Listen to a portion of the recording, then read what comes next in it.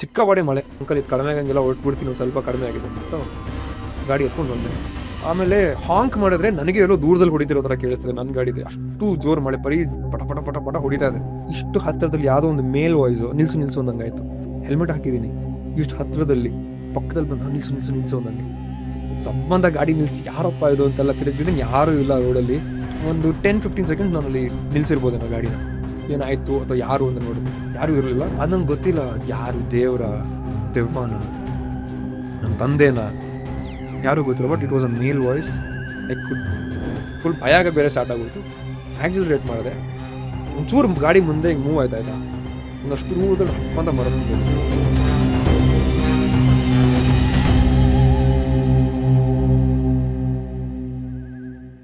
So S, Chandan ಇವತ್ತು ನಮ್ಮ podcast ಅಲ್ಲಿ. ಹಾಯ್ ಚಂದನ್. ನಮಸ್ತೆ, ಚೆನ್ನಾಗಿದ್ದೀರಾ? ತುಂಬಾ ಚೆನ್ನಾಗಿ, ನೀವ್ ಹೆಂಗಿದ್ದೀರಾ? ಸೂಪರ್. Chandan RK, yes. ಯಾರಿದು ಆರ್ಕೆ? ಆರ್ಕೆ ಬಂದು ನಮ್ಮ ಫ್ಯಾಮಿಲಿ, ತಂದೆ ಇನ್ಶಿಯಲ್ಸ್, ನಮ್ಮ ತಾತ ಆರ್, ಫ್ಯಾಮಿಲಿ ಕುಟುಂಬದ ಹೆಸರು ಆರು, ತಾತ ಕೆ, ತಂದೆ. ಸೊ ಹಾಗಾಗಿ ಚಂದನ್ ಸ್ವಂತ ಹೆಸರು. ಚಂದನ್ ಸ್ವಂತ ಹೆಸರೇ.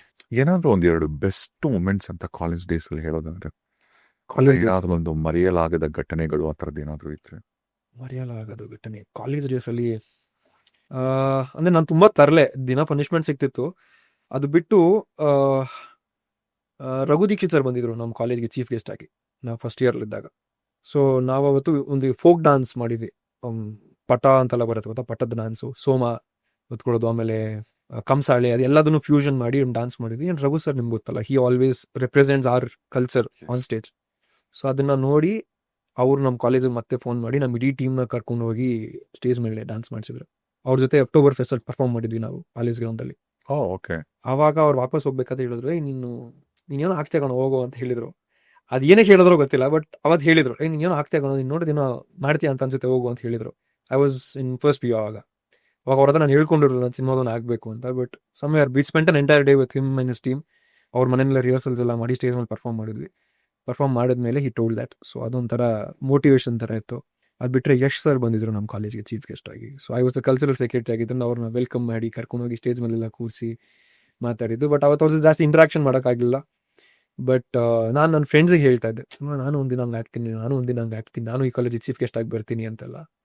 ಆಯ್ತು, ನಮ್ಮ ಕಾಲೇಜಿಗೆ ನಾನೇ ಚೀಫ್ ಗೆಸ್ಟ್ ಆಗಿ ಕೂಡ ಹೋಗಿ ಬಂದೆ. ಹೌದಾ? ಬಟ್ ಇನ್ನು ಯಶ್ ಸರ್ ರೀಚ್ ಮಾಡಿರೋ ಲೆವೆಲ್ ಎಲ್ಲ ರೀಚ್ ಮಾಡೋದಕ್ಕೆ ತುಂಬ ಟೈಮ್ ಬೇಕು. ಬಟ್ ಅನ್ಕೊಂಡಿದ್ದೀನಿ ಆಗ್ಬೇಕಂತ. ಇದು ಯಾವ ಕಾಲೇಜ್? ಕಾರ್ಮೆಲ್ PU ಕಾಲೇಜ್ ಅಂತ ಬಸವೇಶ್ವರ ನಗರಲ್ಲಿ. ಸೊ ಅಲ್ಲಿ ನಮ್ಗೆ ಆ ಕಾಲೇಜ್ಗೆ ಸೇರ್ಬೇಕಂತ ಯಾಕೆ ಆಸೆ ಇತ್ತು, ನಮ್ಮ ಅಕ್ಕನೂ ಅದೇ ಕಾಲೇಜಲ್ಲಿ ಓದಿದ್ದು. ಅಂಡ್ ಐ ಸೀನ್ ಅಲ್ಲಿ ಕಲ್ಚರಲ್ ಆಕ್ಟಿವಿಟೀಸ್ಗೆ ಅಥವಾ ನೀವು ಸ್ಪೋರ್ಟ್ಸಲ್ಲಿ ಚೆನ್ನಾಗಿದೆ ಅದರಲ್ಲಿ ಮೋಟಿವೇಟ್ ಮಾಡ್ತಾರೆ, ಕಲ್ಚರಲ್ಲಿ ಚೆನ್ನಾಗಿದೆ ಅದರಲ್ಲಿ ಇನ್ವಾಲ್ವ್ ಆಗಕ್ಕೆ ಬಿಡ್ತಾರೆ, ಚೆನ್ನಾಗಿ ಓದ್ತಿರೋದು ಅಕಾಡೆಮಿಕಲಿ ಬಿಟ್ಬಿಡ್ತಾರೆ. ಸೊ ಅಲ್ಲಿ ಫೋರ್ಸ್ ಮಾಡೋಲ್ಲ ನಿಮಗೆ, ನೀವು ಓದಲೇಬೇಕು, ನೀವು ಇದನ್ನೇ ಮಾಡ್ಬೇಕು ಅದನ್ನೇ ಮಾಡ್ಬೇಕಂತ. ಸೊ ಆ ಒಂದು ಸ್ಪೇಸ್ ಇದ್ದಿದ್ದು ನಾನು ಅಲ್ಲಿಗೆ ಹೋಗ್ಬೇಕಂತ ಇತ್ತು. So I join that college and it was fun. ತುಂಬ ಮಜಾ ಮಾಡಿದ್ದೀನಿ ಸ್ಟೂಡೆಂಟ್ ಲೈಫಲ್ಲಿ. ಇದಾದ್ಮೇಲೆ ಐ ಸ್ಟಾರ್ಟೆಡ್, ನಾನು BMS ಯಲಹಂಕದಲ್ಲಿ ಆರ್ಕಿಟೆಕ್ಚರ್ ಓದಿದ್ದು. ಮನೆಯಲ್ಲಿ ಅದೊಂದು ನಾನು ಕೇಳಿದೆ PU ಆದಮೇಲೆ ನಾನು ಆ್ಯಕ್ಟಿಂಗ್ ಸ್ಕೂಲಿಗೆ ಕಳಿಸ್ಬಿಡಿ ಅಂತ. ಬಟ್ ಮನೆಯಲ್ಲೆಲ್ಲ ಎಜುಕೇಷನ್ ಕಂಪ್ಲೀಟ್ ಮಾಡಲೇಬೇಕಂತ. ಸೊ ಅಲ್ಲಿ BMS ಅಲ್ಲಿ ಓದಿದ್ದು. ಆ್ಯಂಡ್ ಅಲ್ಲೂ ಕೂಡ ಸಿಕ್ಕಾಪಟ್ಟೆ ಮಜಾ ಮಾಡಿಕೊಂಡು ಆಟ ಆಡ್ಕೊಂಡು. ಆ್ಯಂಡ್ ನನಗೆ ಸಿನಿಮಾ ಮೇಲೆ ಇಂಟ್ರೆಸ್ಟ್ ಇದ್ದರೂ ಓದೋದಲ್ಲಿ ಏನು ಕಡಿಮೆ ಇರಲಿಲ್ಲ. I was a rank student. ಒಂದು ಸಬ್ಜೆಕ್ಟಲ್ಲಿ ಯೂನಿವರ್ಸಿಟಿ ಟಾಪರ್ ಕೂಡ ಆಗಿದೆ. ಸೊ ಅದೆಲ್ಲ ಆಗಿತ್ತು. And we use to have a lot of fun. But ಆ ಕಾಲೇಜ್ ಟೈಮಲ್ಲಿ ನನಗೊಂದು ಇನ್ಸಿಡೆಂಟ್ ಇದಾಯ್ತಾ. ನಮ್ಮದೊಂದು ಸೀನಿಯರ್ಸ್ಗೆ ಫೇರ್ವೆಲ್ ಮಾಡಿ I was coming back home. ಸಿಕ್ಕಾಪಟ್ಟೆ ಮಳೆ, ಜೋರು ಮಳೆ. ಅವಾಗ ಸಾಯಂಕಾಲ ನೈಟ್ ಒಂದು 8 o'clock 8:30 ಜೋರು ಮಳೆ ಹೊಡಿತಾ ಇದೆ. ನನ್ನ ಫ್ರೆಂಡ್ ಏನಂತ, ಮಗ ನೀನು ಟೂ ವೀಲರ್ ಬಿಟ್ಬಿಡು ಕಾರಲ್ಲಿ ಹೋಗ್ಬಿಡೋಣ ಅಂತ. ಆಲ್ರೆಡಿ ಕಾರ್ಲಿ 6 ಜನ ಇದ್ದಾರೆ, ಒಂದು 2 ಹುಡುಗಿರು ಬೇರೆ ಇರ್ತಾರೆ ಕಾರಲ್ಲಿ, ತುಂಬ ಅನ್ಕಂಫರ್ಟಬಲ್ ಆಗುತ್ತೆ ಅಂದ್ಬಿಟ್ಟು, ಇಲ್ಲ ಮಗ ನೀವು ಹೊರಟುಬಿಡಿ, ನಾನು ಮಳೆ ನಿಂತ್ಮೇಲೆ ನಿಧಾನಕ್ಕೆ ಟೂ ವೀಲರ್ ಎತ್ಕೊಂಡು ಬರ್ತೀನಿ ಅಂದ್ಬಿಟ್ಟು ಕಳಿಸ್ಬಿಟ್ಟೆ.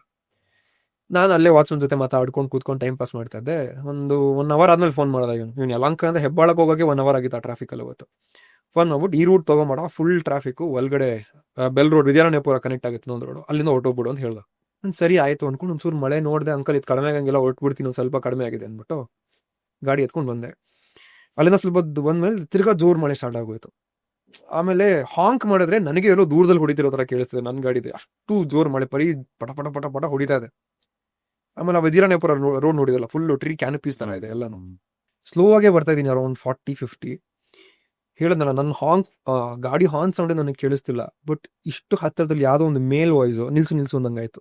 ಹೆಲ್ಮೆಟ್ ಹಾಕಿದ್ದೀನಿ, ಇಷ್ಟು ಹತ್ತಿರದಲ್ಲಿ ಪಕ್ಕದಲ್ಲಿ ಬಂದು ನಿಲ್ಸು ಅಂದಂಗೆ. ಸಂಬಂಧ ಗಾಡಿ ನಿಲ್ಸಿ ಯಾರಪ್ಪ ಇದು ಅಂತೆಲ್ಲ ತಿರುಗಿದ್ದೀನಿ, ಯಾರೂ ಇಲ್ಲ ರೋಡಲ್ಲಿ.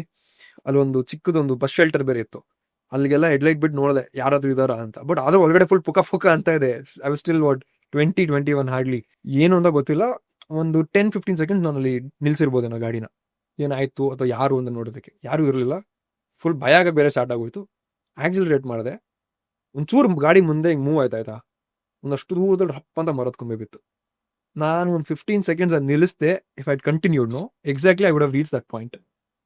ಐ ವಾಸ್ ಲೈಕ್, ನಂಗೆ ಫುಲ್ ಆ ಮಳೆಯಿಂದ ನೋಡಿ ಈಗಲೂ ಗೂಸ್ ಬಂದ್ಬಿಡ್ತಾ ಇದೆ ನನಗೆ ಹೇಳ್ತಾ ಇದ್ರೆ.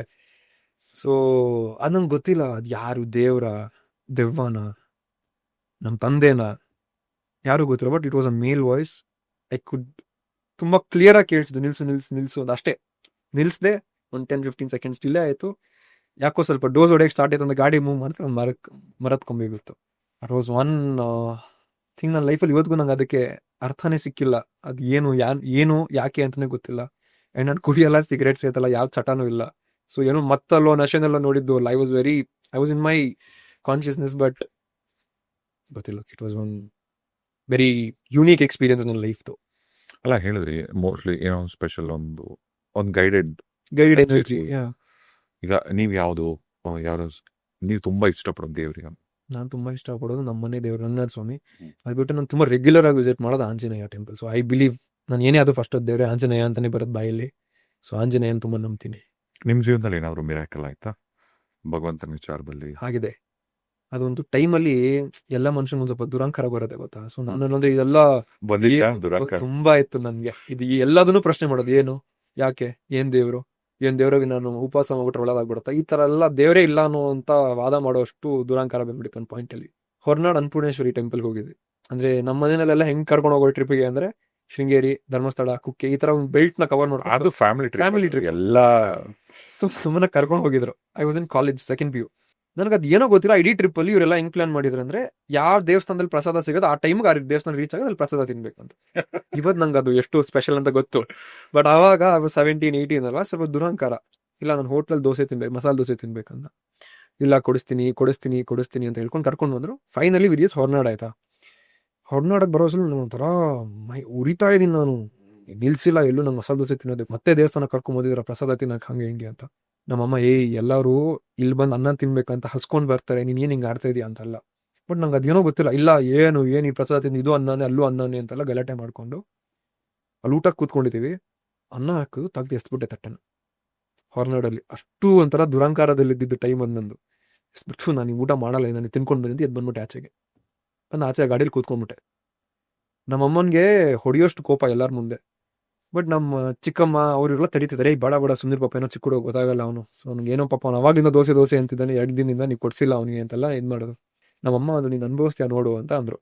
ದೇವಸ್ಥಾನದಲ್ಲಿ ಇಷ್ಟೆಲ್ಲ ದುರಂಕಾರ ಮಾಡಿ ತಟ್ಟೆ ಎಸಿತಿದ್ಯಾ ಹೊರನಾಡಲ್ಲಿ ನೀನು ಅಂತ. ನನ್ಗೆ ಅವಾಗ ಇನ್ನೂ ಅದು ರಿಯಲೈಸ್ ಆಗಿಲ್ಲ, ಏನಾಗತ್ತೆ ನನಗೆ ಅನ್ನೋ ಥರ. ನೀವು ನಂಬಲ್ಲ ರಾಜೇಶ್ ಅವರೇ, ಬಂದು ಬೆಂಗಳೂರಿಗೆ ನೀರು ಕುಡಿದ್ರು ವಾಮಿಟ್ ಆಗ್ತದೆ, ಎಳ್ನೀರು ಕುಡಿದ್ರು ವಾಮಿಟ್ ಆಗ್ತದೆ.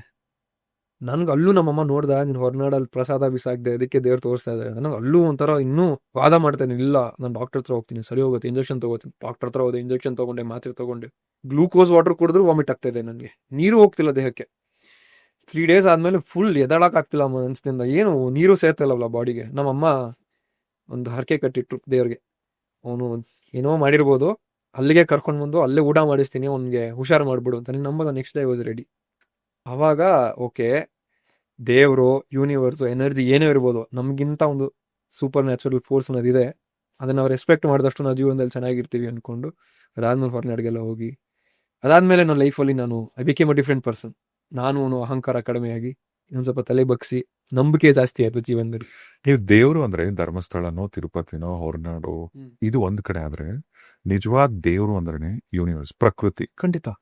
ಈಗ ನಾವು ಕುಡಿಯೋ ನೀರು, ಬೆಟ್ಟ, ಗಾಳಿ, ಪ್ರಾಣಿಗಳು, ಇದೆಲ್ಲ ದೇವ್ರು. ಇವರಿಂದ ನಮಗ್ ಪ್ರತಿಯೊಂದು ಏನಾದ್ರೂ ಕಲಿಯೋದೊಂದಿರುತ್ತೆ. ಆ ಪಾಠ ಕಲ್ತಿಲ್ಲ ಅಂದ್ರೆ ಕಲಿಯೋದನ್ಗೆ ಬಿಡಲ್ಲ ಅದು 100%. ಅದು ಹೆಂಗ್ ಕಲ್ಸದೆ ಅಂದ್ರೆ ಮತ್ತೆ ಇನ್ನೊಂದ್ಸಲ ಲೈಫಲ್ಲ ಮಿಸ್ಟೇಕ್ ಮಾಡಬಾರ್ದು ಅನ್ನೋ ತರ. ಆ ಒಂದು ಇನ್ಸಿಡೆಂಟ್ ಆದ್ಮೇಲೆ ನಾನು ಇವತ್ತಿನವರೆಗೂ ಅದನ್ನ ನಡ್ಸ್ಕೊಂಡ್ ಬಂದಿದ್ದೀನಿ. ಅನ್ನದ ಮೇಲಿರೋ ಗೌರವನ ಅದು ನಾನು ಸೋಷಿಯಲ್ ಮೀಡಿಯಾದಲ್ಲೂ ಪೋಸ್ಟ್ ಮಾಡ್ಕೊಂಡಿಲ್ಲ ಜಾಸ್ತಿ, ಬಿಕಾಸ್ ನಾವೊಬ್ರು ಅನ್ನ ಕೊಡ್ತಿರೋದನ್ನ ಪೋಸ್ಟ್ ಮಾಡಬಾರ್ದು ಅನ್ನೋ ಕಾರಣಕ್ಕೆ. ಬಟ್ ಯಾಕೆ ಇದ್ರಲ್ಲಿ ಶೇರ್ ಮಾಡ್ತಿದ್ದೀನಿ ಅಂದ್ರೆ, ಆ ವಿಚಾರ 4 ಜನ ಗೊತ್ತಾಗಿ ಅವ್ರಿಗೂ ಇನ್ಸ್ಪೈರ್ ಆಗಿ ಮಾಡ್ಲಿ ಅನ್ನೋ ಕಾರಣಕ್ಕೆ. ನಾನು ತುಂಬಾ ವರ್ಷಗಳಿಂದ ಲೆಟ್ಸ್ ಪುಟ್ ಅ ಸ್ಮೈಲ್ ಅಂತ ಒಂದು ಹ್ಯಾಶ್ ಟ್ಯಾಗ್ ಇಟ್ಕೊಂಡು ಪ್ರತಿ ಈಗ ತಿಂಗಳಲ್ಲಿ 1 ದಿನ ಮಾತ್ರ ನಾನು ಒಂದಷ್ಟು ಜನ ರೋಡಲ್ಲಿರೋ ಹೋಮ್ಲೆಸ್ ಪೀಪಲ್ಗೆ ಊಟ ಕೊಡಿಸ್ತಾ ಇದ್ದೀನಿ, ನನ್ನ ಕೈಲಿ ಆದಷ್ಟು ಜನಕ್ಕೆ. ಅಂದ್ರೆ ನೀವು ಹೋಗಿ ಕೊಟ್ಟು ಬಂದ್ಬಿಡ್ತಾರೆ? ನಾನೇ ಹೋಗ್ಬಿಟ್ಟು ಕೊಟ್ಟು ಬಂದ್ಬಿಡ್ತೀನಿ, ಫ್ರೆಂಡ್ಸ್ ಜೊತೆ ಯಾರನ್ನೋದ್ರ ಜೊತೆ ಹಾಕೊಂಡು ಹೋಗಿ. ಒಂದಷ್ಟು ಜನ ಒಂದೇ ಏರಿಯಾ ಅಂತಲ್ಲ, ಪ್ರತಿ ನಾವು ಯಾವ ಏರಿಯಾದಲ್ಲಿ ಇರ್ತೀವಿ ಅಲ್ಲಲ್ಲಿ ಹೋಗಿ ರೋಡಲ್ಲಿ ಇರೋತಾರಲ್ಲ ಒಂದಷ್ಟು ಜನ ವಯಸ್ಸಾದವರು ಅಥವಾ ಮಕ್ಕಳನ್ನ ಎತ್ಕೊಂಡು ಓಡಾಡ್ತಿರೋರಿಗೆ ದುಡ್ಡು ಕೊಟ್ಟರೆ ಬೇರೆ ಬೇರೆ ಏನಾದ್ರು ಕುಡಿಯೋದು ಒಳ್ಳೆ ಐಡಿಯಾ ಇದು. So I just go I give it. ಅದನ್ನ ಪೋಸ್ಟ್ ಮಾಡಕ್ ಹೋಗಲ್ಲ ಇನ್ಸ್ಟಾಗ್ರಾಮ್ ಅಲ್ಲಿ, ಬಿಕಾಸ್ ನಾನೇನು ಇವ್ರೇನೋ ಮತ್ತೆ ಬಿಲ್ಡಪ್ಗೆ ಅಥವಾ ಸೋಷಿಯಲ್ ಮೀಡಿಯಾ ಅಟೆನ್ಷನ್ಗೆ ಅಂತ. ಬಟ್ ನನ್ನನ್ನು ನೋಡಿ ನನ್ನ 4 ಜನ ಫ್ರೆಂಡ್ಸ್ ಕೂಡ ಅವ್ರ ಆಫೀಸ್ ಹತ್ರ ಮನೆ ಹತ್ರ ಮಾಡ್ತಿದ್ದಾರೆ. ಸೊ ನಿಮ್ಮ ಪಾಡ್ಕಾಸ್ಟ್ ಇಂದ ಒಂದಷ್ಟು ಜನ ನೋಡಿ ಅವರು ಕೂಡ ಒಂದಷ್ಟು ಜನ ಅನ್ನ ಕೊಡೋದ್ರು ಎಷ್ಟು ಇಂಪಾರ್ಟೆಂಟ್ ಅಂತ ನಂಗೆ ರಿಯಲೈಸ್ ಆಗಿದ್ದಲ್ಲೇ. ಸೊ ಹಾಗಾಗಿ I change a lot as a person ಆ ಒಂದು ಇನ್ಸಿಡೆಂಟ್ ಆದ್ಮೇಲೆ. ಸೊ ತುಂಬಾ ಘಟನೆಗಳು ಲೈಫಲ್ಲಿ ನಮ್ಮನ್ನ ಬೇರೆ ಬೇರೆ ದಿಕ್ಕುಗಳಿಗೆ ಅಥವಾ ನಾವು ನಮ್ಮ ನೆಕ್ಸ್ಟ್ ಲೆವೆಲ್ಗೆ ಒಬ್ಬ ಮನುಷ್ಯನಾಗಿ ಬೆಳೆಯೋದಕ್ಕೆ ಒಂದಷ್ಟು ಇನ್ಸಿಡೆಂಟ್ಗಳು ಕಾರಣ ಆಗ್ತವೆ. ಸೊ ಅದ್ರಲ್ಲಿ ಇದು ಒಂದು. ಅಲ್ಲ, ಈಗ ನೀವು ಹೇಳ್ದಂಗೆ ಅಫ್ಕೋರ್ಸ್ ಈಗ ಜನಗಳಿಗೆ ದುಡ್ಡು ಕೊಟ್ರೆ 10 ರೂಪಾಯಿ ಕೊಟ್ರೆ 20 ಅಂತಾರೆ, 20 ಅಂದ್ರೆ 100 ರೂಪಾಯಿ ಕೇಳ್ತಾರೆ. ಆಮೇಲೆ ಕೊಟ್ಟ ಅನ್ನ ತಗೋತಾರಂತ ಏನ್ ಗ್ಯಾರಂಟಿ, ಕುಡಿಯೋದು ಹಿಂಗೇನೋ ಮಾಡಿರ್ಬೋದು. ಈಗ ಹೊಟ್ಟೆ ತುಂಬಾ ಊಟ ಕೊಟ್ರೆ ಅವಾಗ್ಲೇ ಸಾಕು ಅಂತ ವೇಸ್ಟ್ ಮಾಡಲ್ಲ, ತಿಂದ್ಬಿಟ್ಟು ಮುಗಿಸ್ಬಿಡ್ತಾರೆ ಅಲ್ಲಿಗೆ. ಬಟ್ ನನ್ನದು ಒಂದು ಸಣ್ಣ ಮನವಿ ಅಂದ್ರೆ, ಈಗ ಅಫ್ಕೋರ್ಸ್ ನೀವು ಮಾಡ್ತಿರೋದು ಇಂಥದ್ದು ಒಳ್ಳೆ ಕೆಲಸ, ಅದ್ರ ಜೊತೆಗೆ ಎಲ್ಲೋ ಒಂದ್ ಕಡೆ ನಿಜವಾಗ್ಲೂ ಅನ್ಸತ್ತೆ ಪಾಪ ಈ ಬೀದಿ ನಾಯಿಗಳಿರತ್ತಲ್ಲ, ಈಗ ಮನುಷ್ಯ ಆದ್ರೂ ಬಾಯಿ ಬಿಟ್ಟು ಕೇಳ್ತಾನೆ, ಪಾಪ ಪ್ರಾಣಿಗಳು ಎಲ್ಲಿಂದ ಕೇಳ್ತಾರೆ ಅಲ್ವಾ? ಈಗ ನಿಮ್ಮ ಮನೆ ಮೇಲೆ ಸಾಧ್ಯವಾದ್ರೆ ನೀರು, ಒಂದಷ್ಟು ತಿಂಡಿ ಏನಾದ್ರ ಮೇಲೆ ಇಡೀ ಮೇಲೆ ಪಕ್ಷಿಗಳು ತಿನ್ನೋದು, ಬೀದಿ ನಾಯಿಗಳಿಗೆ ದಯವಿಟ್ಟು ನಿಮ್ಮ ಮನೆ ಪಕ್ಕ ಅಕ್ಕಪಕ್ಕ ಇದ್ರೆ ನಿಮ್ ಮನೆಯಲ್ಲಿ ನೆನ್ನೆದೋ 3 ದಿನದ್ದೋ ತಂದು ಹಾಕೋದಲ್ಲ, ನೀವೊಂದು ಅನ್ನ ಸಾರು ಮಾಡಿದ್ರೆ ಅದ್ರಲ್ಲಿ ಒಂದು ಪೋಷಣೆ ಇತ್ತು, ಪಾಪ ಅವಕ್ಕೂ ಕೊಡಿ. ಕರೆಕ್ಟ್ ನಾನು ಮಾಡ್ತೀನಿ ದಿನದ ಮೇಲೆ. ಐ ಯೂಸ್ ಟು ಲೈಕ್ ನಾನು ಇದನ್ನ ಮಾಡ್ಕೊಂಡ್ ಬರ್ತಿದ್ದೆ, ಇದನ್ನ ಒಂದ್ಸಲ ನಾನು ಸ್ಟಾರ್ಟ್ ಮಾಡ್ತೀನಿ.